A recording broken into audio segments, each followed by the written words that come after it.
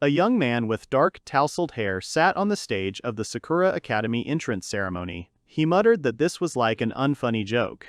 The young man recalled that all this was just the opening scene of a popular virtual game. He was determined to play, but only had time to familiarize himself with the information from the game manual. A middle-aged man with a stern face addressed those present from the podium. He loudly greeted everyone who was ready to risk their lives for the country. At this time, the main character listened to him with an expressionless face. He remembered that the game was set in the early Showa era. Suddenly, an underground world leading to another dimension appeared during that time. This mysterious dungeon, shown as ancient arches, became the central element of the game world. Then he remembered where the academy was. Previously, a military school was located on this territory. After the troops were withdrawn, a research school was built here to study the dungeon. The young man also noted that from this dungeon and from the monsters living in it, researchers began to extract valuable stones and incredibly powerful artifacts. He remembered that the emergence of these powerful artifacts had caused the balance of power between nations to shift, causing conflict and unrest across the globe as each nation sought to gain control of this new source of power. The young man also remembered that the items from the dungeon were so powerful that people all over the world were willing to do anything for them. As a result, Sakura Academy turned into a bloody battlefield where everyone fought for their own interests. However, those who succeeded in exploring the underground were not left without attention. They received official support from the state, which emphasized the importance of their activities for the country. The young man noticed that the game itself had a development system. For killing monsters in the dungeon, explorers gained levels that increased their strength. In conclusion, he confirmed that researchers who reached high levels gained not only strength, but also wealth and power. They became famous and influential personalities who were welcomed by crowds of people. The young man reflected on the principal's speech, which called on the students to be prepared to risk their lives for the country. The young man came to the conclusion that the principal had not exaggerated at all when he spoke of the risks ahead. He remembered the little he had read in the game manual. In this world, dying in combat with a monster was a common occurrence for some beasties. Suddenly, his attention was drawn to someone in the crowd. He turned around and saw a girl with long blonde hair tied in a ponytail. She was looking towards the stands with a slight smile, causing the young man to freeze in surprise. He recognized her immediately. It was Ayano, Jinguji, the game's first heroine. At the same time, the narrative explained the structure of the academy. There were several classes, from A to D. Classes A to C were intended for students who already had combat experience. These experienced students have already visited the dungeon. They have increased their level and received a certain status in the hierarchy of the academy. The hero realized his situation with horror. He was assigned to Class D, which he bitterly called the worst class, because it was at the very bottom. His face twisted in disappointment as he sat among his new classmates. Sitting at his desk, he opened his desk, and was amazed to find his manual book there. He couldn't figure out how it got there and stared at it with wide eyes. The alarmed young man grabbed his manual, wondering how it had gotten there. At that moment, a stern teacher with a beard called out loudly to the student, demanding an answer. Standing up, ready to answer the question, the young man noticed that another student sitting next to him muttered in confusion as to why he was staring at an empty book. Suddenly, a character reference appeared. Realizing that his own life was at stake, the young man panicked. He realized that simple sympathy would not do. His face expressed genuine horror at the thought of his unenviable fate.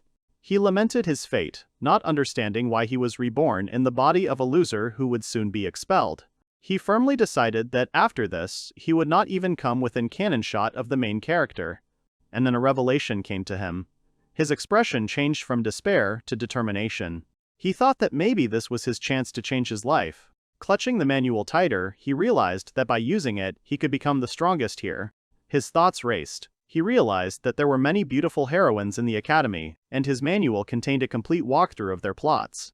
Scenes of communication with girls that he could carry out thanks to his knowledge flashed through his imagination.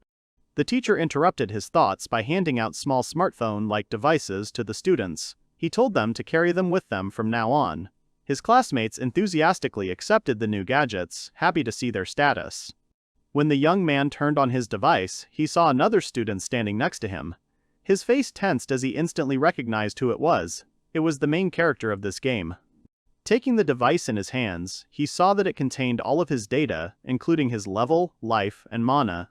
There were also other indicators that showed the boy's growth. Takashi looked at his status in confusion, not understanding what it meant to be just a student. He assumed that this new device somehow allowed him to display all the information that was in his head. As he thought further, he came to the conclusion that he could mentally equip skills and even change his class. Suddenly, his thoughts were interrupted by a rude call, causing him to flinch in surprise. A student with an intimidating appearance, a mohawk, and piercings loomed over him. He smirked at him and then at his device. He wondered how someone with such low status could even get into the academy. Without waiting for an answer, the bully deftly grabbed the device from the young man and demonstrated it to the entire class with a loud cry. He shouted that it was the first time he had seen such low readings and suggested that the young man must be cursed. A screen appeared with the status of a person named Masao Yoshida. Although he was a level 1 student, his stats were twice as high as Takashi's. The young man did not understand how an ordinary student could be so strong. Masao Yoshida continued to mock, calling on his classmates to look at the boy's status. He burst into laughter, while the boy could only grit his teeth in helplessness. The young man slumped, resting his head on the desk and clutching his guidebook. He let out a bitter breath, acknowledging the obvious: he was clearly not the strongest in the world. Sitting at his desk and leafing through his manual, he realized that at this point in time, he was almost the worst of the worst in the class. Desperately, he looked at the manual page. His gaze was caught by a bright headline. A spark of hope flashed in his eyes as he wondered what the shortest and fastest strategy was. The text claimed that even the final boss could be defeated with this build. Takashi's face twisted into a sinister, mad grin. He realized that this was his chance. His gloating thoughts were interrupted when someone approached him. A girl with long dark hair stood before him. She handed him his device and calmly asked if it was his. Takashi looked up at her, instantly recognizing her, and froze, shocked by her appearance. The young man was stunned when he realized who was standing in front of him. With wide eyes, he recognized the girl with long dark hair as Hanagasaki, Reika. Information from the game manual that named her as the most popular female character came to mind. He answered her quietly, but then horror overtook him. He realized that she must have seen his humiliatingly low status when she handed him the device back. The thought made him cringe inwardly with embarrassment and shame. Reika, however, spoke calmly, as if she had not noticed his embarrassment. She looked at him seriously and said that it was an important item, advising him to try not to lose it again. Takashi watched her leave in silence. The name Hanagasaki Reika was running through his head. Suddenly, a system window appeared with her characteristics. She was the daughter of Count Hanagasaki and had high-quality starting equipment. He felt a surge of determination. He thought that even he, who had never played this game, knew about it. He decided that he was willing to stay in the body of a loser since he had a chance to be in the same class with her. However, his thoughts returned to the harsh reality. He recalled that the game was prized for its harsh approach to players, where you could lose your character forever if you overestimated your strength. He also reasoned that if even the main character's party members were at risk of dying, then what could we say about him? With a new determination in his gaze, the protagonist came to the only correct conclusion: he had to become stronger. His decision led him to a room that looked like a hospital, with a sign on the door. Inside, he saw a female staff member tattooing another guy's back while he was lying on a cot. The young man in glasses, seeing the young man heading towards him, asked Takashi where he wanted to get his coat of arms tattooed. The protagonist nervously asked to do it in the usual place. The employee said with disdain that Takasugi should be proud of the fact that he personally tattooed his crest. He arrogantly added that he had already signed a contract with a high-level guild. The hero remembered that such coats of arms were cursed seals that made it possible to use magic. After the procedure, Takasugi stood bare-chested in front of the mirror, looking at his new tattoo, which looked like a lightning bolt. He looked at his reflection in surprise, realizing that he now had his own crest of strength. As he left, Takashi began to doubt whether he had done the right thing by trusting that guy. He remembered that his guidebook had very little information about this man. However, he decided to cast aside the bad thoughts and think of the good. The class was buzzing with activity. Students broke into groups, discussing their plans. Masao Yoshida approached the boy with a malicious grin. He announced that after class they would finally go to the dungeon, and added with disdain that he should not even hope that anyone would want to team up with him. Takasugi, ignoring the taunts, revealed his leadership. He decided that he would act strictly according to the instructions. He walked down the completely empty school corridor and then entered the locker room. There was no one there either. The silence and the absence of other students created a tense atmosphere. Following the directions in the book, he walked over to one of the cabinets and creaked it open. At the bottom of the cabinet, he found a single 50-yen bill. The young man happily picked up the bill. He was amazed that it worked. He noted that the local 50 yen was equivalent to about 5,000 Japanese yen. Even though it was a game, he didn't want to resort to stealing. Continuing to follow the instructions, he finally finished. The protagonist carefully put his loot in his backpack, satisfied that everything was going according to plan. Fully equipped, he headed towards the exit with a determined look. His goal was the dungeon. He approached the entrance to the dungeon. It was a fenced area with a small guard booth and a stone staircase leading down to a massive wooden gate bound with iron. Standing in front of the entrance, he recalled the instructions for the first day. The book said that after entering the dungeon, one must not stop attacking oneself. This was necessary to increase the hidden parameter of magic resistance. He also remembered his crest. The word thunder was carved into it, giving him a lightning attribute, magic spell. An image of a powerful magic caster using this power flashed through his mind. Once inside, in the stone corridor, he looked around. After making sure there were no enemies nearby, he extended his hand forward and loudly pronounced the name of the spell. Electricity crackled between his fingers. A bolt of lightning shot out of his hand and hit the wall with a deafening crack, leaving a scorched mark on it. Takasugi watched the result with wide eyes of amazement and delight. He couldn't believe that he had succeeded. The young man made his decision. Concentrating, he placed his hand on his chest and cast a spell, directing all its power at himself. An electric shock enveloped his body, causing him to wince in pain. He collapsed on the stone floor in unbearable pain. His face twisted in agony. He lay there, feeling the effects of the spell. The thought of this terrible pain flashed through his mind, and he was surprised that he hadn't died of cardiac arrest. Takasugi recalled the information in his manual. It said that the spell had a paralyzing effect. He rose to his knees, still shaking from the residual spasms, and wondered with despair if he would have to endure this excruciating pain forever in order to become stronger. Gathering all his will into a fist, he decided to continue. Putting his leg out, the protagonist cast the spell on himself again. Pain pierced him again, but this time he was ready for it. He gritted his teeth, enduring the pain. He noted that it hurt, but not as much as the first time. The skin on his leg was charred, and he realized that it was no longer a minor wound. However, after only 5 minutes, the burns were gone. His leg was completely healed. The young man looked at his healed skin in amazement and realized that the ether was a real miracle. Despite this, the process was grueling. He cast the spell on himself over and over again, and each time his body shook with pain. After another attack, he thought bitterly that this kind of torture would drive him mad before he leveled up.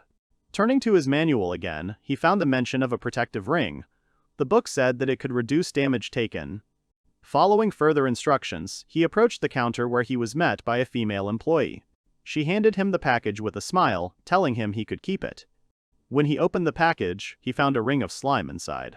Coming out of the room, he saw the protagonist surrounded by a group of other students. They were enthusiastically discussing something, standing in the middle of a stone corridor. His gaze met Hanagasaki Reika's. She was looking straight at him. He froze, and wondered what he looked like on the other side. He shook his head, driving away unnecessary thoughts. He decided that there was no point in thinking about it now. He needed to focus on his goal. Clutching the manual in his hand, he felt a surge of confidence. He looked at his hand, which now sported a protective ring, and clenched his fist. He was pleased with himself. He had managed to improve his situation, and this was only the beginning. As he left, Takasugi noticed that the girl glanced at him briefly before walking away. Left alone, the young man continued his training. He directed the discharge into his leg again. Thanks to the protective ring, the pain was no longer as strong as before. He felt that he was starting to succeed, and this gave him confidence. He acted methodically and carefully. For about 2 hours, he carefully monitored his health level and, time after time, carefully hit himself in the leg with a spell, overcoming the pain for the sake of his cherished goal. And then, after countless repetitions, it happened. Once again, he directed the magic at himself, and saw how it dissipated without causing him any harm. He looked at his leg in surprise, realizing that he had managed to achieve complete rejection. Suddenly, a monster materialized from a pool of slime right in front of him. Before he could react, the creature, grinning like a predator, charged at him. The slime hit him, throwing him back several meters. He fell, feeling a sharp pain. In a panic, he checked his status on the device and saw with horror that he had only 1 unit of health left. He realized that things were bad and he was on the verge of death. Without wasting a second, he grabbed a vial of healing potion from his pocket and drank it down in one gulp. At that very moment, he felt his strength returning to him and his wounds healing. He breathed a sigh of relief, remembering the warning of the guide's author. After this incident, he developed a new tactic. He continued his resistance pumping, but as soon as monsters appeared nearby, he tried to run away from them as far as possible. Returning to the dorm, the young man looked into the classroom.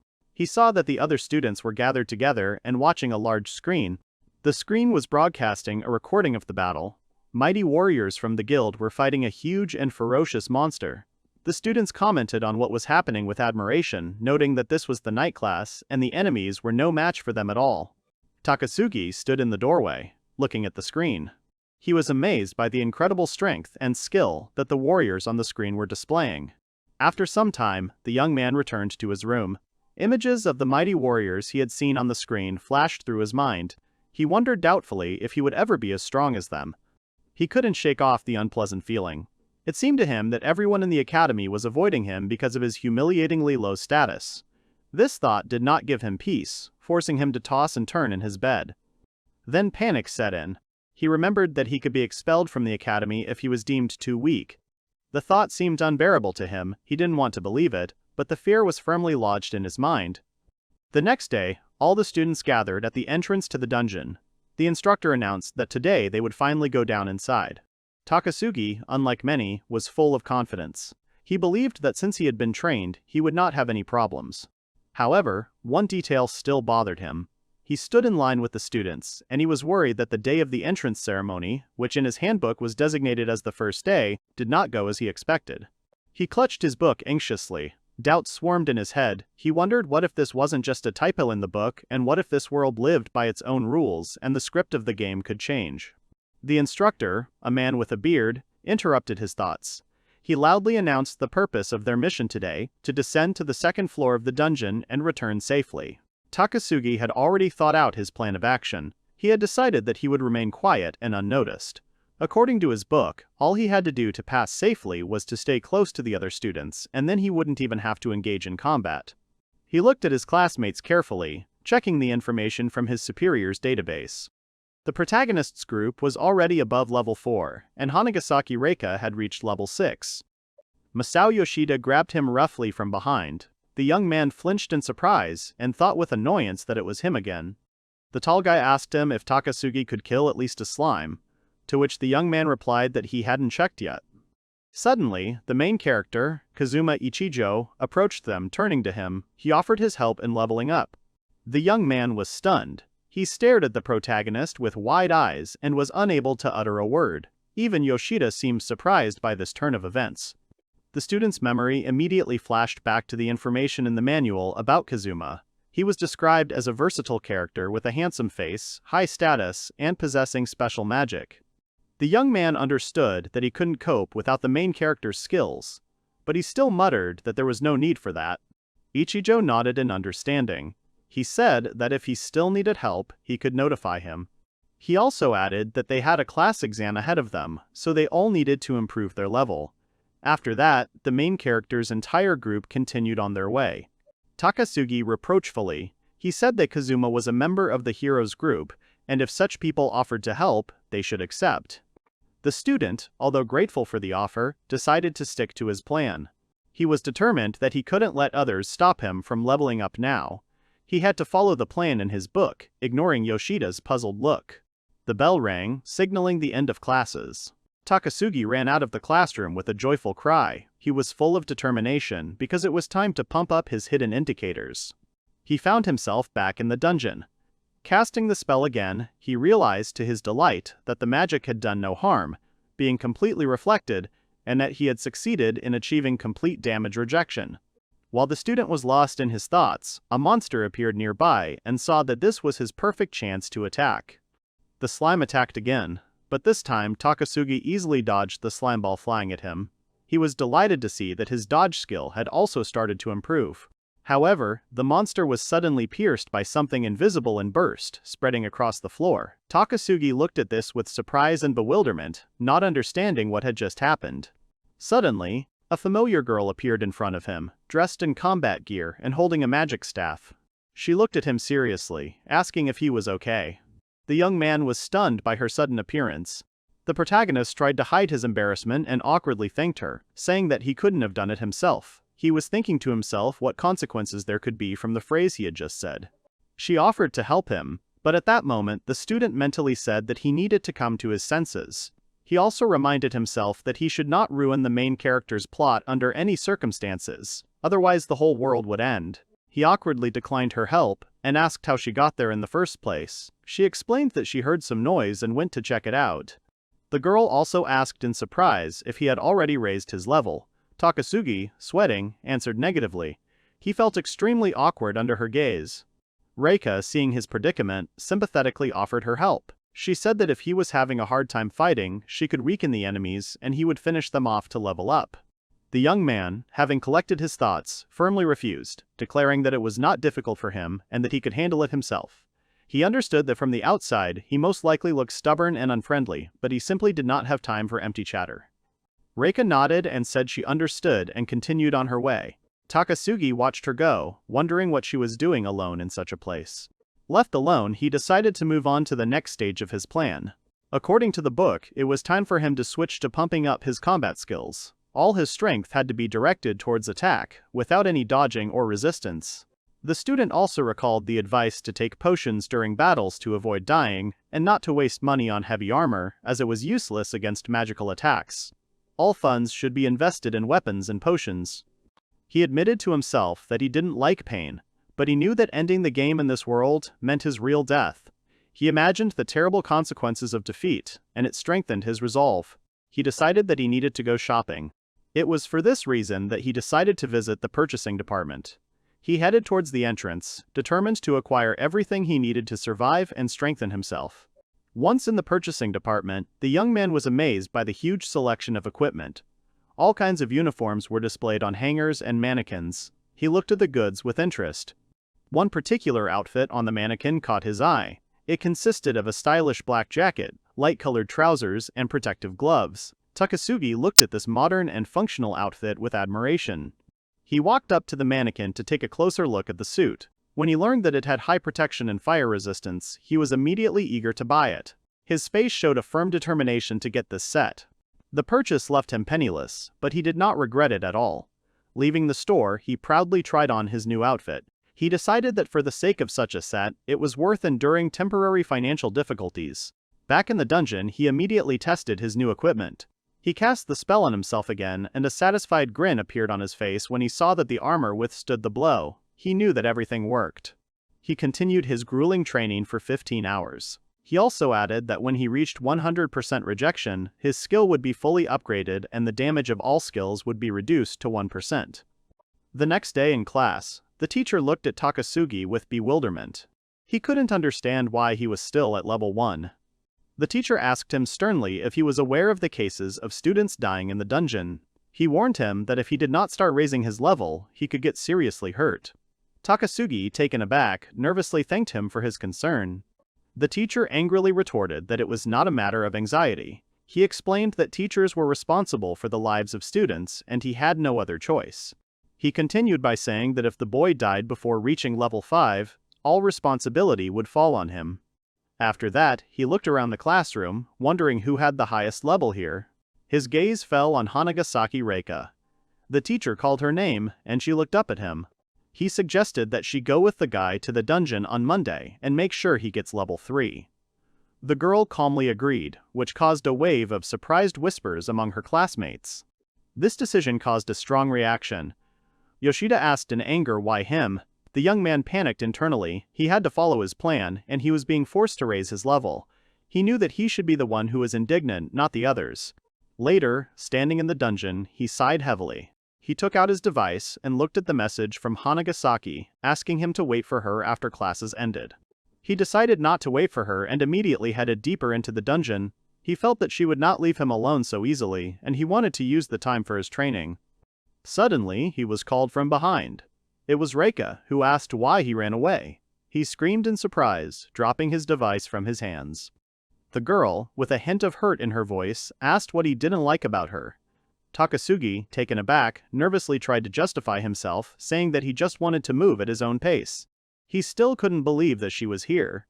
Reika cut off his excuses, sternly stating that she knew what he was doing here, and demanded that he stop being secretive.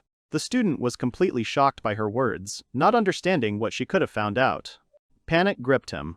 He thought with horror that she must have been watching him, but how? Resistance was a hidden status, and according to his knowledge, no one in this world should know about it. However, after analyzing her reaction, he came to the conclusion that although she realized that something strange was happening, she did not know the specific details. This gave him a slight advantage. The girl offered him a compromise. She allowed him to continue using the spell on himself as long as he wanted, but on the condition that he follow her. In return, she promised to help him level up. He tried to evade the question by saying that he couldn't raise his level yet. Reika asked directly if it had anything to do with what he was doing here. Takasugi replied that it was necessary, but he could not explain why. Then the girl, without ceasing, asked why he was doing all this at all. Gathering his courage, he looked her straight in the eyes and with unwavering determination declared that he was doing this in order to become the strongest. Hanagasaki asked him again in surprise. He firmly confirmed his intention. In response, she couldn't help but smile slightly, which embarrassed him a little. He thought with annoyance that there was no need to laugh. His pride was hurt. The student, becoming serious, said that it was a laudable goal, but it wasn't that simple. She reminded him that they weren't in a game. He thought ironically that she was mistaken, and they were in the game. Reika, noticing his strange reaction, looked at him with bewilderment. The girl called him to be serious, saying that if he continued to be stubborn, her reputation would suffer. He countered that she had agreed to this herself, without knowing all the circumstances. Realizing that she couldn't convince him, the girl sighed and suggested a new plan. She said that she would give him something and handed him an elegant pendant. He recognized the item with surprise. It was a mana restoration pendant. She explained her proposal. She would restore his health to speed up the leveling process. She asked confidently if it was a good proposal. Takasugi was stunned. He thought that this was a really good offer. He remembered how much time he had spent just waiting for recovery. This was too unexpected and profitable. The girl said with confidence that he was right. She explained that with this pendant he would be able to hit himself with lightning as much as he wanted, and when he was done, she would help him level up, as he had been told. He agreed, confused. He understood that with Reiki's help, things would go much faster, and he was grateful to her. But then a terrible guess struck him. Could it be that she somehow found out about his guidance? He decided to put those thoughts aside for now. He weighed the pros and cons, thinking that if he agreed he would be able to level up the skill faster, and she, in turn, would preserve her reputation. Having made his decision, he said that he would lend her pendant. Without wasting any time, he prepared himself for training again and, concentrating, cast a spell. His body shook again from the lightning strike, but this time, Hanagasaki was ready. She immediately extended her hand, beginning to cast healing magic. The glowing particles enveloped him, and he was amazed to see all of his wounds instantly heal. He realized that thanks to the healing magic of Reiki and the pendant for restoring mana, he could return to action almost instantly. Standing in the stone corridor of the dungeon, the young man pondered Hanagasaki's abilities. He realized that she, being a combat mage, most likely possessed a crest with healing magic, which allowed her to heal him so quickly. Plucking up his courage, he called out to her with a slightly silly expression on his face and asked her to show him her coat of arms. Reika was taken aback by the request. She sheepishly replied that usually only very close people would ask for such a thing. Takasugi hadn't expected such a reaction, but after a moment's thought, she finally agreed.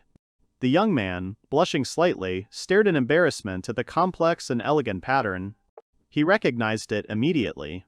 It was a third-generation coat of arms, and he thought with admiration of the privileges that aristocrats actually had. The girl was surprised by his knowledge. She asked how he knew this, because previously information about generations of coats of arms was a secret of aristocratic families. She asked if he wanted to look at the crest simply to show off his knowledge, or if he had another purpose. He gave an evasive answer, letting her take it as she wished, noting to himself that she clearly did not suffer from low self-esteem. Reika, not letting up, curiously asked what kind of crests a person who wants to become the strongest would want to put on himself. She added that she was asking just for reference. Takasugi explained that there are 4th-generation treatments. Before he could finish, the girl interrupted him. She said that at the moment, there are only 3 generations. The protagonist realized that he had said too much. He told her that he would not say anything more, and the rest was a secret. Hanagasaki, realizing that she could not get more out of him, sighed and suggested that they return to using spells. She asked with a playful smile if she could help him a little more, to which he, stuttering a little, declined, suggesting that she instead work on leveling up. Reika confidently stated that she didn't need it, since she already had a high enough level, and she didn't even need to join a group to further level up. He was surprised to note that, despite her seeming unapproachability, she was surprisingly easy to talk to. So they spent the next 3 days in the dungeon, where he tirelessly pumped up his skill, and she sat next to him until nightfall, helping him. The first 2 days of progress were not very noticeable, but on the 3rd day his skill level began to increase very quickly. He felt his skills gradually improving, and they should soon reach the goal. Although Hanagasaki probably didn't fully understand what was happening, but the protagonist felt his body changing, he felt his skills becoming stronger and would soon become an absolute resistance. Having pumped up his magic resistance, he decided it was time to work on his physical resistance. They went in search of the slime, and soon found themselves in a hall swarming with these monsters. He rushed into the enemy line, but was immediately attacked. One of the slimes hit him, breaking his defense. He looked at his health and mana indicators in horror, realizing that things were bad. At that moment, Reika came to his aid. She unleashed a powerful magical strike that destroyed many monsters in the hall. Takasugi looked at her power in amazement. She breathed a sigh of relief, but then a huge dark mass appeared from the shadows. The girl screamed in surprise. She quickly stood in front of the young man, taking the entire blow upon herself. A monster of incredible size towered before them. The giant slime loomed over them, and they both looked in horror at this new, unstoppable threat. Hanagasaki Reika stood firmly in front of the student, shielding him from the giant monster. She told him to stand behind her, since he wasn't going to level up anyway. With that, she prepared herself for battle. Without wasting a second, she unleashed all her magical power. A blinding beam of energy erupted from her staff and shot straight at the giant monster. The attack was incredibly powerful. The beam pierced the slime's body, causing serious damage. The monster shuddered and, letting out a plaintive squeak, began to shrink in size, turning into a crying puddle. Moving to a safe distance, Takasugi, to test his new abilities, cast the thunder spell on himself again.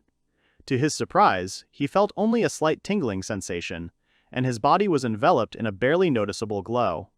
He excitedly explained to Reika that his skill had improved, and now he felt almost no pain. He had improved his hidden status, magic resistance, and now, even if a spell hit him, he would not receive much damage. With a smug grin, he declared that he had achieved complete rejection. The girl was in complete shock from his words, unable to believe what she had heard.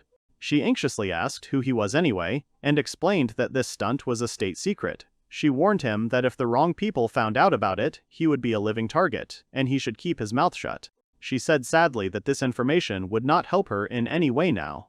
Takasugi enthusiastically countered that this was not the case. He explained that as classes level up, their spirit level also increases, so she also needed to increase her physical resistance and evasion skill. Night fell on the city. They came out of the dungeon, tired but happy. The young man said goodbye to Reika, agreeing to meet tomorrow. He apologized for making her worry. She, turning away and blushing a little, angrily replied that she had not worried at all. After that, they separated. Left alone, he reflected on the events of the last few days. He admitted to himself that, frankly speaking, thanks to the girl's efforts, he was able to quickly reach the 3rd level, as well as master the first general skill, appraisal. Hanagasaki leave and thought about her behavior. At first he thought that she just wanted to get more information from him, but now he realized and came to the conclusion that she was worried about him after all. Leafing through his book, he refreshed his memory of his further plan. He needed to level up to level 5 and change his class. The final goal was the profession of bishop.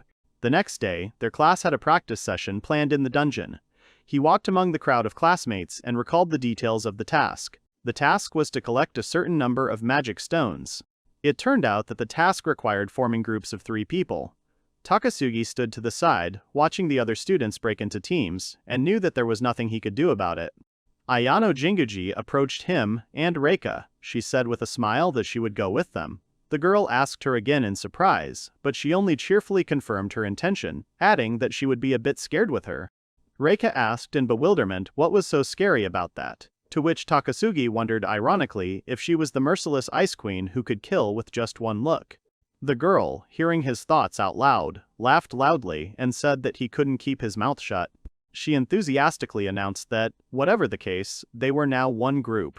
So, he found himself in the same group with two main characters. He decided to take advantage of the moment and check his current status. He reached level 3, his health and mana increased, and other stats also increased. Having descended into the dungeon, their small group immediately headed to the second floor.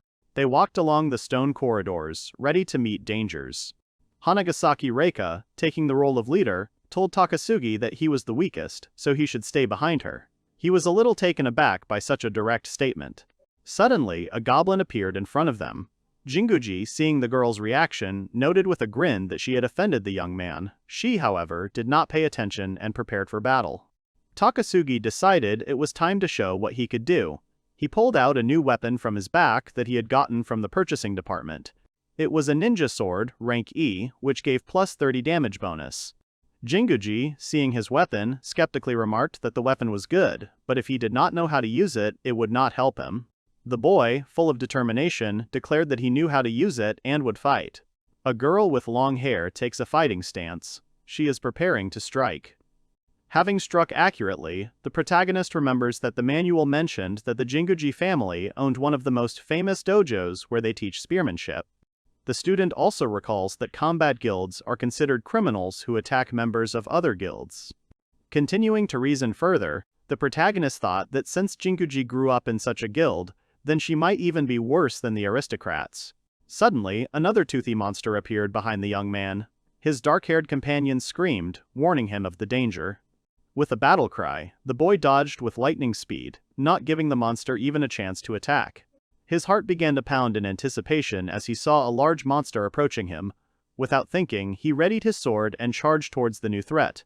Gripping the hilt of his sword tightly, he took one blow. His gaze was full of determination, and he was completely focused on the upcoming duel, ready for any outcome. The guy delivered a powerful chopping blow to the monster's body. The monster did not have time to react to such a quick attack. The companions looked at him with undisguised admiration and approval. After the monster was defeated, the student, pushing off the falling body, came closer to his group, breathing heavily. Looking around, Takasugi noticed that monsters had begun to gather around the group. The monsters surround the group from all sides. It seems that this time they can take it by numbers. Takasugi thinks the situation has reached a critical point, and now they're all going to die. However, the hero's companions seem to have a different approach to the situation. The base of the staff hits the stone floor with a loud thud. Holding the staff with both hands, Hanagasaki concentrates on reciting the spell. Crystals that look like snowflakes grow in the air around her. In an instant, they turn into projectiles, rushing towards the enemy with terrifying speed. The shells hit without missing, causing terrible damage to the monsters. The bodies of the defeated enemies fall heavily to the ground. The hero, who did not have time to do anything, is shocked by what he sees.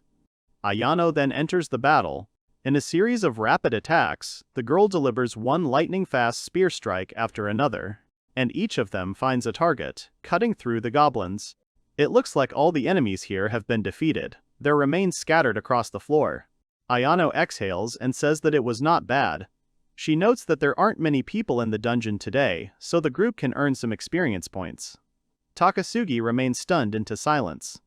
Moving away from the stopper, the hero indignantly mutters that it is impossible to practice in such conditions. After all, the girls dealt with all the opponents themselves. Hanagasaki dismissively notes that the guy, although weak, is stubborn. The hero turns his back to his companions and says that the girl can mock as much as she wants. He will soon become the strongest and beat them all anyway. Ayano is amused by this, and she openly laughs, wondering how Takasugi could even come up with such a thought. The guy irritably thinks that let it be so. Somehow, he managed to get to level 5, and learned another general skill, storage. The group leaves the dungeon and witnesses an unpleasant sight. Someone very confident in himself delivers a strong blow to the chest of a student. The aggressor demands that this guy step aside. The poor guy is thrown back and falls on his back, raising dust. His companions just freeze, not offering resistance or trying to protect their comrade. It seems one group is not letting the other one get to the dungeon. The victim jumps to his feet. It looks like a fight is brewing. Ayano puts her hand to her mouth and remarks that it was dangerous. Hanagasaki tells them that the students in front of them are from Class A. The hero watches the scene with confusion, not commenting on it. Hanagasaki turns away and says that it is better not to mess with these upstarts. The girls leave. Remembering the poking and prodding he's endured, Takasugi thinks that as someone who's constantly bullied, it's painful to watch, but it is unlikely that the aristocrats of this world will turn a blind eye to the rude treatment of them by a commoner. While thinking about possible intervention, the guy continues to examine the group of aggressors. After school, Takasugi walked along the river, until I reached the waterfall. The place looks secluded enough to do my business without being noticed. The guy holds the manju in his hands and notes that he bought everything he needed. With a good swing, he throws the cake into the water. Takasugi kneels down and folds his hands in prayer. He asks for strength to be granted. A bright light begins to ooze out from the waterfall. In response to the prayer, an entity in a dragon mask and strange clothes emerges from the water and agrees to fulfill the request. Even though the hero followed the guide, he is still a little scared. A mysterious power envelops him, giving him new possibilities. According to Tony's manual, Bishop is the strongest class. It can be unlocked at level 5. It affects the status and increases the characteristics well. Thus, through the blessing of God, Takasugi successfully changed the class, and went to the research department of the school. There the hero meets a strange guy whose body is almost completely covered with tattoos. He looks at the hero thoughtfully, as if trying to figure something out. Suddenly, the guy says that the hero will suit him. He explains that he just finished developing a prototype of a new emblem of power and offers to be a test subject. Already opening the door, he asks Takasugi if he still has some free space on his body. The hero swallows nervously and nods silently. Mad scientist, that's the best description for his new acquaintance. They walk further, and Takasugi lies down on the bed. For some reason, the guy cups his hands to the back of the bed. The hero asks to add more coats of arms for strengthening I, acceleration V, exorcism IV, and summoning 2. The guy initially refuses and asks to leave him some space, because his back is not made of rubber. However, after thinking for a bit, he changes his mind. The guy notes that the assembly should turn out pretty good. Immediately after this conversation, Takasugi lost consciousness. The hero spends some time unconscious on a bed in the 31st laboratory. Finally, he comes to his senses. The guy raises himself up on his elbow. He carefully gets out of bed and heads to the mirror. Takasugi looks at his back in the mirror and notes with delight that his collection of coats of arms has noticeably expanded. It seems that the mad scientist added everything that the hero asked him for. Under normal circumstances, the guy would have to fulfill certain conditions to get each of the coats of arms, but he managed to get everything for free. Someone asks Takasugi if he admires the new crests. The hero turns around. The guidebook didn't lie, this is indeed the inventor of the treatment for coat of arms. The guy asks which science department Takasugi is from. The hero realizes that he should have read the guidebook to the end first. He nervously thinks about what to answer. Finally, Takasugi awkwardly replies that he was actually just lost and looking for a way out. The inventor of the coat of arms suddenly becomes frightened and grabs the hero by the shoulders. He demands that he swear that he will not tell anyone about what happened today. Takasugi agrees, because the guy gave him so many coats of arms. The inventor warns that he can show the coats of arms that the boy asked for to anyone he wants, but no one should see his prototype. The hero replies that he understood everything and will not show this coat of arms to anyone. The inventor is satisfied with the answer. He asks where Takasugi saw such a collection of coats of arms. The hero replies that the idea just came to him somehow. The inventor is skeptical. He explains that amateurs usually prefer more elaborate spells. Takasugi's build looks simple, but he adds that the build appears to have been worked on for a long time, with millions of combinations tried, as if someone wanted to prepare for any possible situation. The inventor says that it seems that the person who came up with it knows even more about coats of arms than he does. Takasugi has nothing to say to this. However, the guy calms down himself. He turns around, getting ready to leave, and adds that this is simply impossible. Already on his way out the door, the inventor asks himself whether he should take up research into various combinations. The hero silently watches him go. It was already dark outside. Takasugi tells himself that he is now a bishop and can use healing. He discusses the properties of the new crests. Strengthen increases his strength. Haste increases agility. Exorcism nullifies debuffs. Summon is used for summoning magic. The hero is glad that he managed to get everything he needed at once. Passing by the descent into the dungeon, the guy hears and notices something strange. Something that only vaguely resembles a human being is climbing the stairs. Just one glance is enough for the horned figure to lose almost all resemblance to humans. Takasugi looks at the creature in horror, wondering what it is. The monster comes to the surface and looks around. Takasugi watches tensely. The monster begins to move. The hero hides behind a tree and carefully looks out, wanting to remain unnoticed. He begins to understand who he sees. As the monster passes by the boy's hideout, his legs begin to shake. Takasugi is sure that it is definitely him, the monster that devours the students of the academy and takes their form. It was also written about him in the guidebook. However, according to the plot, he should appear much later.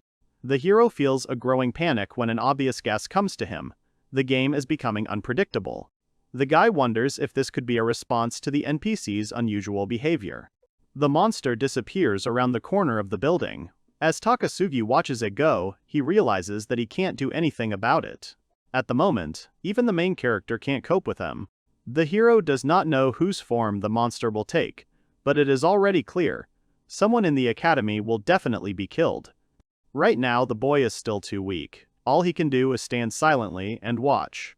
If this creature finds out that she has been exposed, it's scary to imagine what will happen. In the dungeon, Takasugi fights another monster until he is exhausted. He is already showing wounds and blood is running down his face. In a mad swing, the hero cuts off a part of the slime. The monster bubbles for a few seconds, then explodes. Takasugi's level is increasing. He is extremely happy about this. Now his level is 6. His health, strength, magic power, and durability have increased. Pleased with himself, the guy wipes the sweat from his forehead, sighing tiredly. Someone calls out to him and tells him that this is a dangerous boss and he should stop taking such risks. Hanagasaki behind him. He pauses, and then replies with palpable displeasure that this is not the first time he has won, so the girl does not have to worry about it. Hanagasaki asks, confused, if this really wasn't the first time. Takasugi looks at her and realizes that Hanagasaki still thinks he's weak. It feels kind of rude. Over the last 10 days, the guy killed about 150 boss slimes, and was able to level up. Besides, he finally got the item he needed. This item is called Ancient Ring. According to the guidebook, this is the best option for increasing health in the early stages.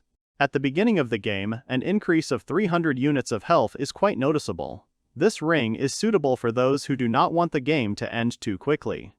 Takasugi examines the object. He thinks that his find is definitely not the most valuable, but right now, he desperately needs it. Hanagasaki watches him with incomprehension.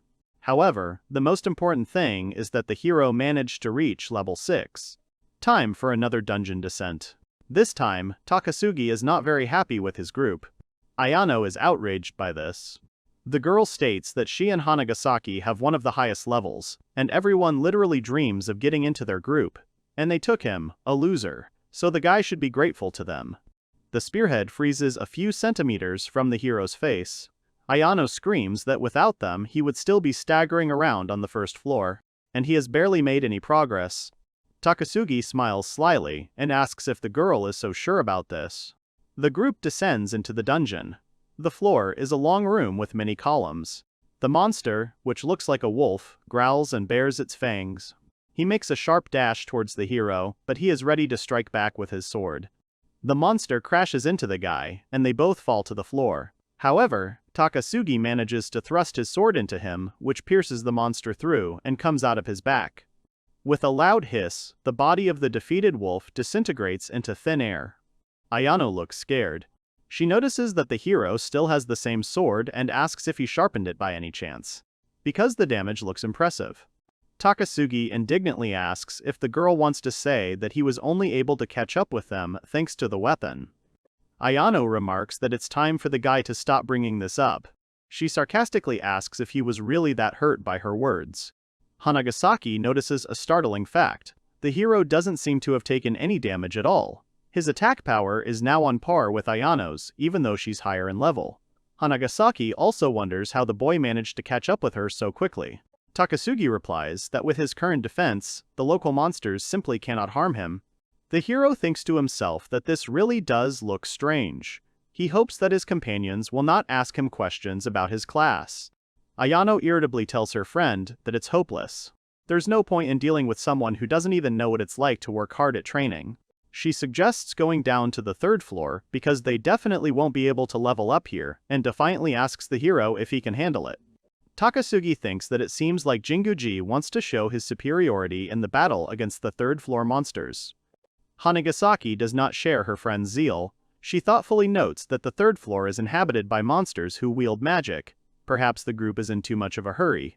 The girl adds that she is somehow afraid. The hero asks in amazement if the girls haven't been there yet. Ayano replies that the guy probably wasn't there either. After all, the lower they go, the greater the chances of dying. Ayano adds that Takasugi must be going there too early. The guy chooses not to answer. The group still goes down to the 3rd floor. There they are almost immediately met by monsters in wooden masks and with staffs. The latter indirectly confirms Hanagasaki's fears. One of the monsters attacks, sending magical projectiles at the group. Ayano rushes forward without a trace of fear and, deftly dodging the enemy's attacks, pounces on the monster. Now it's her turn to strike. As in previous battles, she easily cuts through the monsters with her spear. The bodies of the defeated opponents disintegrate with a hiss. However, the girl is wounded. A sharp splinter pierced her shoulder and got stuck in the wound. Takasugi reaches out towards Ayano's wound. The stuck shard begins to glow. The coat of arms for healing does its job. The girl's wound heals in a matter of minutes. The hero turns, and with obvious irony, mimics Ayano, advising her not to rush into trouble. She is still too weak. The girl blushes, almost exploding with indignation. Suddenly, they are called rudely. 3 guys stand in front of them, and they are not at all friendly. They demand that the group leave the floor, because this is Class C's territory, and Class D should find another place for themselves. The group is tensely silent. Takasugi recalls that Class C seemed to have started descending into the dungeon in middle school. The gap with them is probably about 5 levels.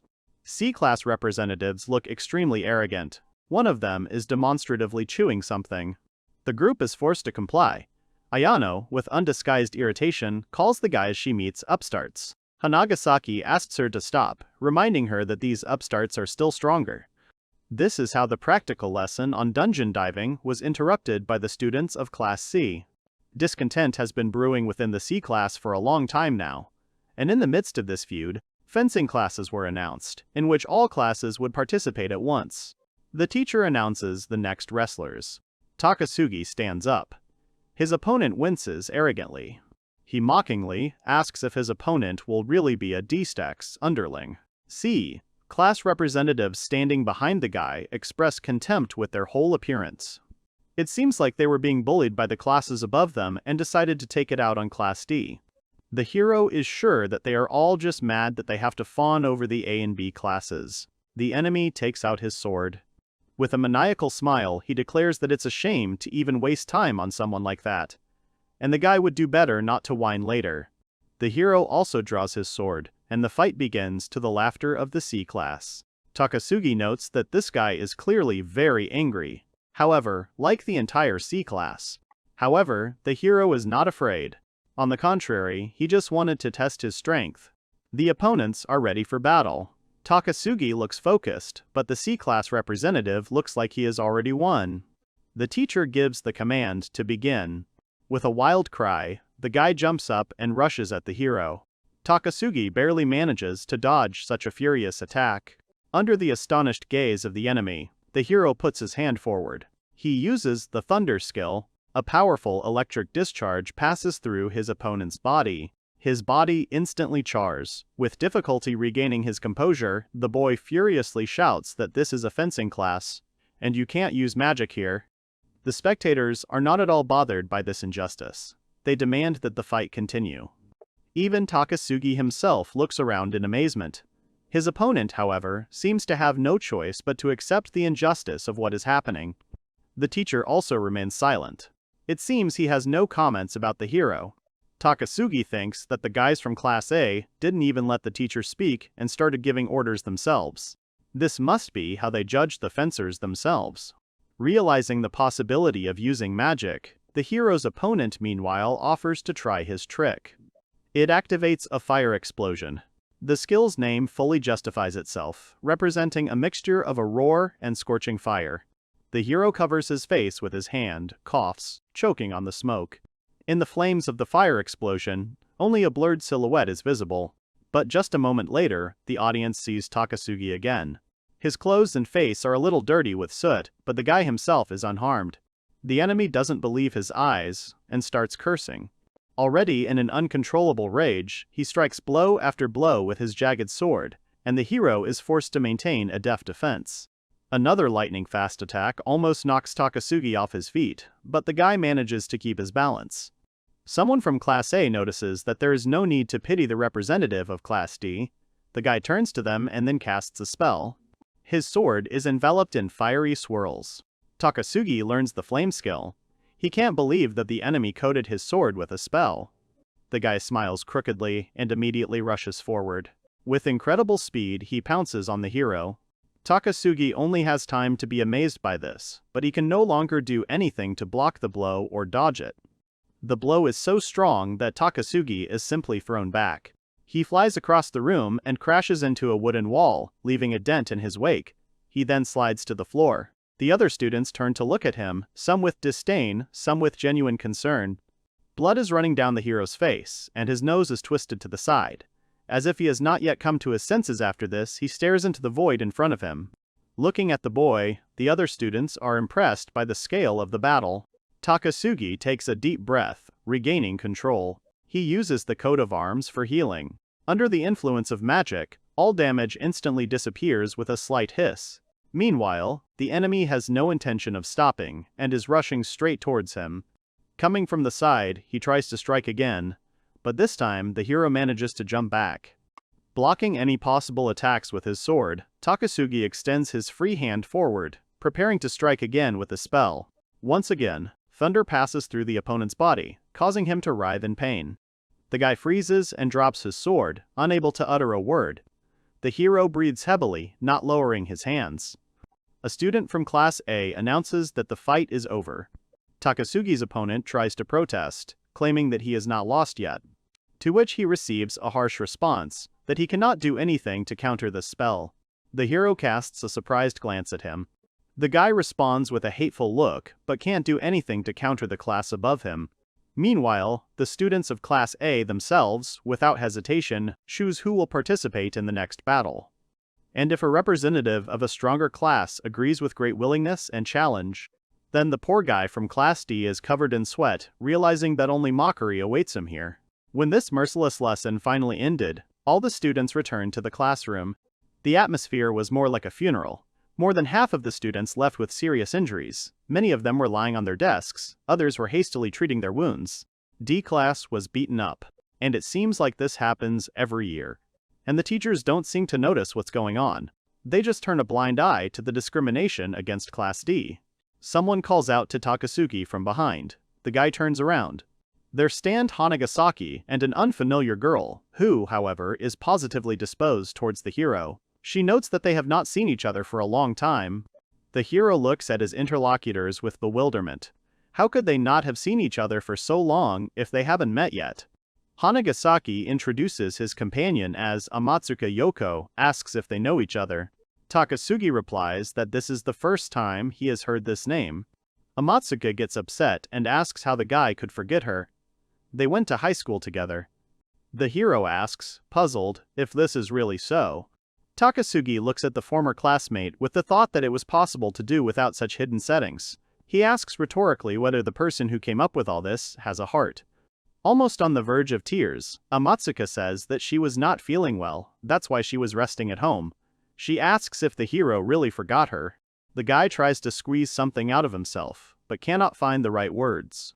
Finally upset by his callousness, the girl declares that he is terrible, and asks if Takasugi is alright in the head. For him, this question from the girl with pink hair does not sound very convincing. Hanagasaki explains that Amatsuka has been away for a long time, so her level is low. That's why the girl decided to help her. And since the hero owes her for helping her earlier, she would like to take him along. Takasugi thinks with irritation that Hanagasaki is again trying to help everyone. He doesn't understand where she got this from. Amatsuka Yoko is a relatively popular character. A magical type, specializing in healing magic, optimistic personality, always does things her way, has a gentle side, very energetic, missed the first month of school due to poor health. The class was discussing the discrimination against Class D, so the hero was able to sneak out and head to the dungeon alone.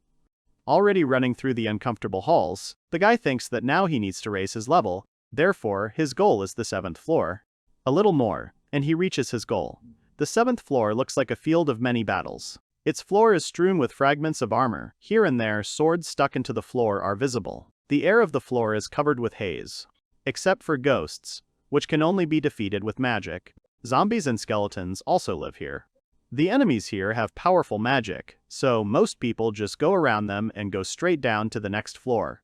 But if you have the bishop class, then they can be defeated with one blow. The now familiar hissing signifies victory over new enemies. Pieces of debris fly towards Takasugi, but they do no harm.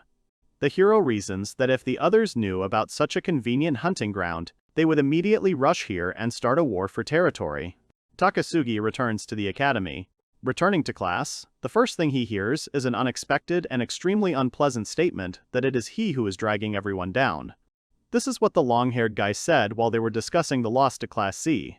It seems like he wants to put all the blame on Takasugi. The hero asks what they are talking about, and did they really decide to declare war on the other classes? He understands that even if everything is left as it is now, the conflict will still flare up as history progresses. The A-class boss has magical vision, making him an extremely difficult opponent. Takasugi is not sure he can defeat him even at level 20. So instead of wasting time on pointless arguments, it's better to focus on leveling up. The long-haired boy yells at the hero furiously, trying to get the general idea across. They all want the other classes to stop walking all over Class D, and it's Takasugi who's dragging everyone down. The hero calmly replies that in that case, the accuser should work on raising his own level instead of shifting the blame onto others. Suddenly, Ichijo interrupts them. The guy says that if they start arguing inside the class, it will definitely not make things better for anyone. He adds that sooner or later they will have to fight, because the C-class will not stop. This confident statement made everyone fall silent and turn to the speaker. Takasugi thinks that Class C started going down into the dungeon 2 years ago, so it won't be that easy to overtake them. Maybe he can do it, but he can't tell the others about the guidebook. Ichijo's suggestion bore fruit.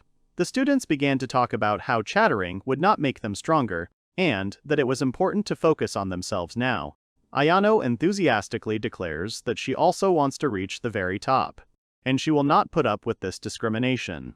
The hero listens to her speech and mentally agrees. Jinguji suggests becoming stronger, and this is the best way out of the current situation. Despite the conflicts between classes, he was already able to go down to the 7th floor, and in a month, Takasugi has already leveled up to level 20. His stats have increased significantly. The group descends into the dungeon once again. Hanagasaki and Takasugi are still helping Amatsuka. Along with the level increase, the hero changed his weapon. With a furious cry, the hero rushes at the enemy. With one blow of his giant sword, he cuts the monster in half. Amatsuka shyly thanks her friends for their help. She realizes that she is taking up their time. Hanagasaki advises not to worry about it. She notes that the guy seems to be enjoying all this, but he needs to be calmed down. Meanwhile, Takasugi continues to fight. He recently leveled up while fighting on the 7th floor, and now his status indicators have reached the average level. He also changed his job to Gladiator. Gladiator is an attack type. It increases health, strength, and agility. Previously, gladiators were forced to fight in the arena with almost no protection. They were forbidden to use magic. Therefore, their magic power and durability are not pumped up in any way. Attack on it is easier to pump, and mana is more difficult.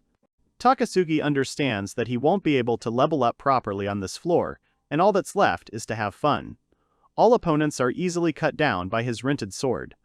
Hanagasaki notices the amazing ease with which the hero handles such a huge sword. She adds that the boy has already become a skilled fighter, and the speed of his development is simply amazing. Takasugi is offended by this. He asks why the girl is looking down on him. Just like that guy 3 days ago, the hero doesn't understand what's wrong with all of them. Amatsuka asks in surprise if Takasugi is even more talented than Hanagasaki, and then he adds that it is impossible. Hanagasaki replies that the guy was so bad at the beginning that she was amazed that he was still alive. The hero demands that the girl stop treating him as if he has no talent at all. It's just that he had a low status, which is what caused the difficulties at the very beginning. Hanagasaki notes that the initial status is an indicator of the student's talent. She adds that she praises the boy for his efforts because he has become much better.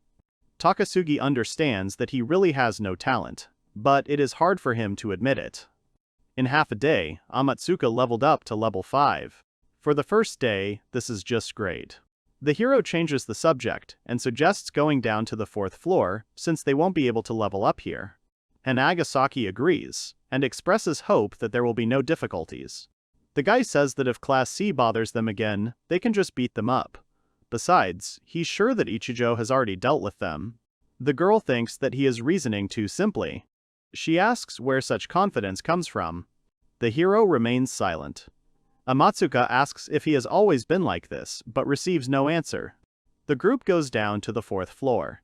But before the students have even taken a few steps, they notice a large crowd of people. It looks like a fight is brewing between classes C and D.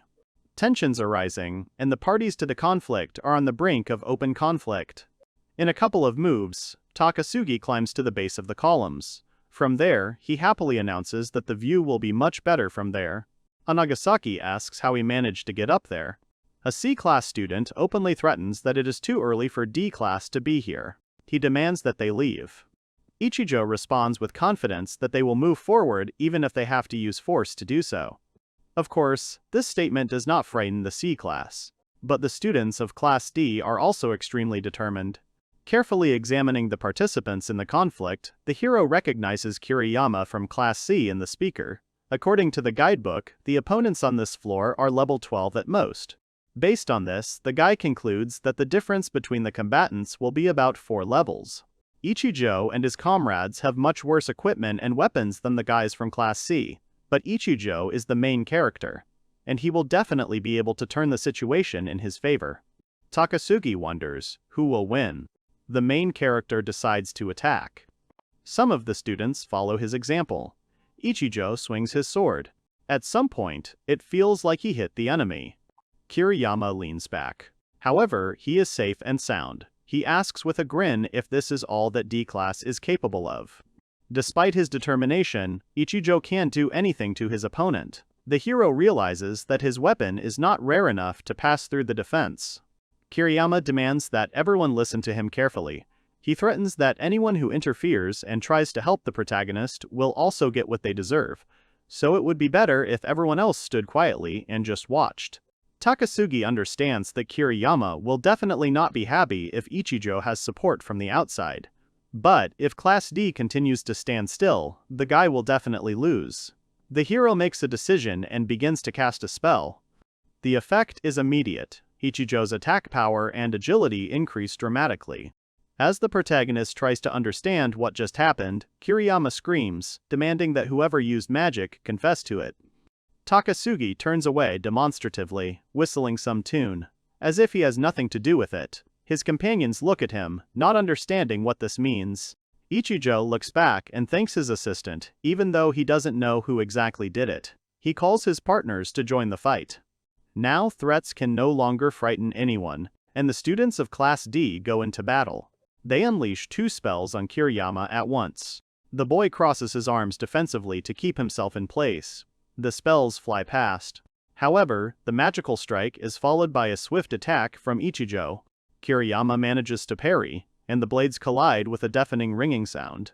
At this point, the protagonist realizes that this is not the end.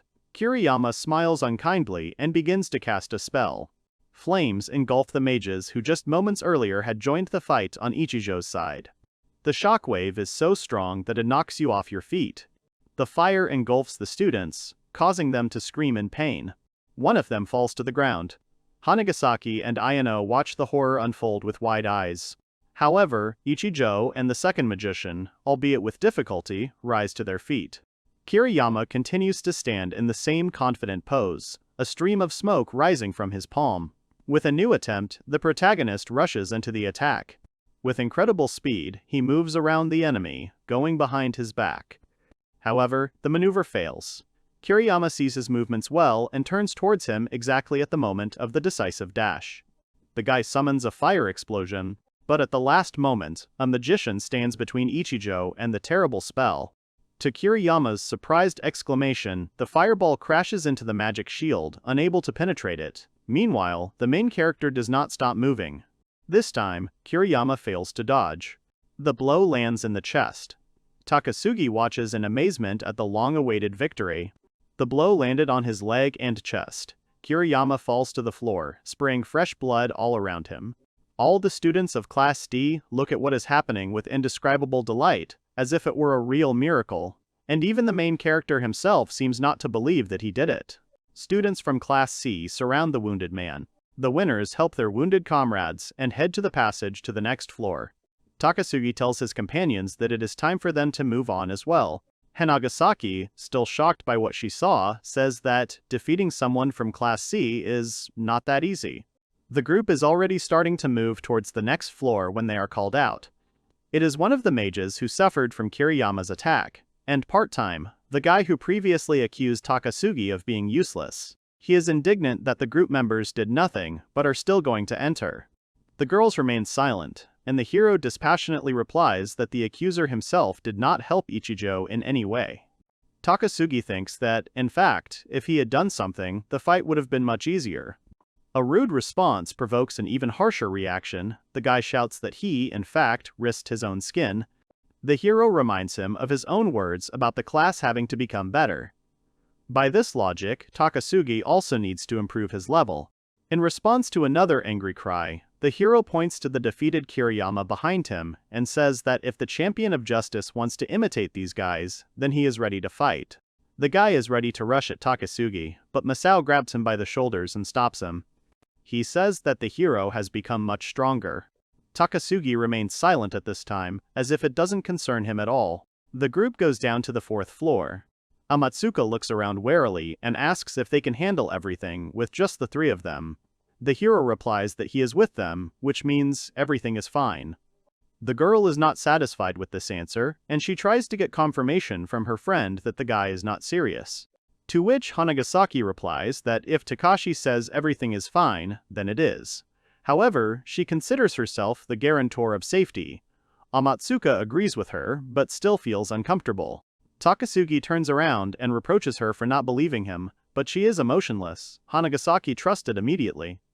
The girl smiles, like a grin on a mask, and asks again. Amatsuka indignantly replies that maybe the guy doesn't know, but his reputation is very dubious, because everyone says that he is so weak that he can't even kill a slime. The hero indignantly shouts that this is just gossip, and that nothing has been proven at all. Hanagasaki reminds the boy of how she protected him from the slimes. Takasugi immediately corrects her, clarifying that it was the slime boss, and he himself was level 1. However, for Amatsuki, this is enough to accuse the hero of weakness. The guy screams that it was at the very beginning. The new floor greets them with an unusual place, as if not intended for a dungeon. There are kiosks everywhere here, and people can go about their business in peace. Takasugi looks around and notices that there are hotels, a rest area, shops. It all feels more like walking around a city. Amatsuka is especially impressed by the vending machines. The places where you could level up the fastest were occupied by other explorers. Slowly but surely, the group moved along the 4th floor. There they encounter a new kind of monster. Some resemble goblins, others resemble pigs standing on their hind legs. Hanagasaki casts a spell with confidence. The monsters freeze, enchanted by the terrible and beautiful sight. The spell covers both the opponents and the entire corridor behind them. When the magical haze clears a little, it becomes clear that the monsters have all frozen, turning into ice statues. Takasugi yells that there's not much he can do with his view obstructed. Hanagasaki replies that he'll have to get used to it. The guy charges. Using his sword skillfully, he inflicts numerous cut wounds on the monsters. Each blow finds its target, cutting the victims into pieces. Severed body parts fall to the floor, accompanied by turbulent streams of unclean blood. Girls' levels increase. The hero tells his companions that it's time for them to finish. Hanagasaki says that it's easy to gain weight here again, and she'd like to level up a little more. Takasugi asks what level the girls are at now. Hanagasaki replies that she is currently at level 9 and would like to level up to level 10 today. The hero responds carelessly that it is only their first day here, and there is no need to rush. The girls look at him with bewilderment. Hanagasaki suspiciously asks if the boy wants to share his progress. She wonders why Takasugi doesn't tell her his level. He replies that he doesn't talk about the level because he doesn't like to brag and wants to keep it a secret. The girl is even more annoyed by this and notes that she has been seeing a guy near the dungeon after classes lately. She asks if Takasugi happened to go to the mountains to swing his sword. The hero grumbles in response that, of course, he went and even went down to the 7th floor. To himself, he notes that he is not looking for unnecessary problems. Ayano says that it's her first day and she's already leveled up to level 6. She also makes the observation that with each new level, leveling up further becomes stronger. The group moves on in search of new places to pump. Here, the hero notices something interesting and goes there. He finds a passage to the 5th floor and calls his companions. He suggests looking at what's down there. The staircase goes deep down, along massive stone steps, entwined with tree roots. Looking around, the group carefully descends. Finally, the explorers reach the base of the stairs. A loud noise catches their attention. The students turn around in growing tension. In front of them is a colossal three-eyed lizard. Saliva flows from its teeth, and fire breaks through the holes in its back. The roar of the monster shakes the space around. The researchers watch the terrible creature in shock. However, it seems that this is not the only enemy. The floor is shaking with someone's furry paw. From the other side, a huge saber-toothed beast is advancing on the group. The giant lizard opens its mouth, and a flame flares up in the depths. In an instant, the monster strikes the ground with a crushing blow. The researchers scream in horror. The lizard lifts its head. There is a mark of the blow on its muzzle, but the floor has suffered much more. A huge pothole gapes in the stone surface. Meanwhile, the second monster wastes no time and sneaks up on the group from behind. Takasugi barely notices its jump. He shouts at the girls to duck. After which, he tries to repel the attack by striking the jaw with his sword. The monster jumps back, losing its huge fangs. With a crash and a roar, the beast falls to the ground. The hero stands, covering Hanagasaki and Ayano with himself, and the girls seem to not have time to join the battle, every second receiving more and more reasons for paralyzing panic. And the next moment, they were covered by a stream of fire that burst from the mouth of the lizard. Takasugi took all the damage, covering the girls with his body. When the fire attack stops, Hanagasaki calls out to Takashi. The boy remains standing in the same position, his clothes still on fire. The hero is even relatively okay. He turns to face the lizard, mentally stating that magical attacks are a real pain, and it's a good thing he has resistance to them. Takasugi could have handled it alone, but he understands well that if the monsters target the girls, there will be no time for jokes. Suddenly, the guy rushes to the side, distracting the lizard with a loud cry. The monster watches them closely with its 3 eyes. He opens his mouth and spits fire again. Takasugi quickly jumps out of the fire like a projectile. In a few moves, he climbs onto the monster and pierces its head with his sword. The defeated lizard falls heavily to the floor. Ayano covers her mouth with her hand. Hanagasaki looks on in amazement. For a few seconds, the hero stands over the body of the defeated monster. Only one thing is pulsating in his head, now he belongs to them. In the end, they returned to the 4th floor and spent another 2 hours leveling up. They decided to stop for a rest at a local hotel. However, disappointment awaited the tired travelers inside. There was only one free room left. For a mixed gender group, this situation is almost critical. However, one intense look from the female half was enough to put an end to the question of who should sacrifice themselves.